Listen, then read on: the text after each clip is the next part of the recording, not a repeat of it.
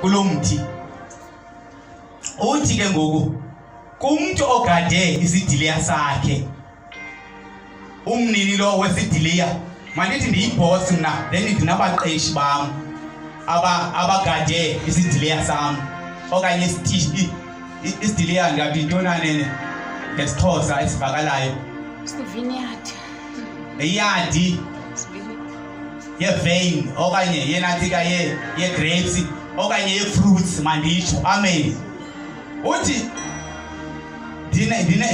ndineminyaka 3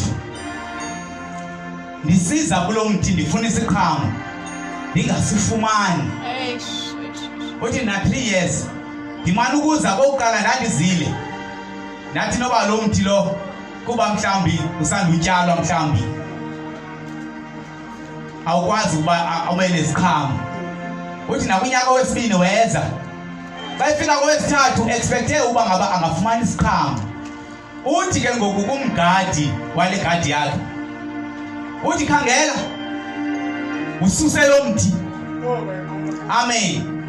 Uthi yini na uba udeske uphuthise nomhlaba lo. Amen. Ukuphuthisa ke umhlaba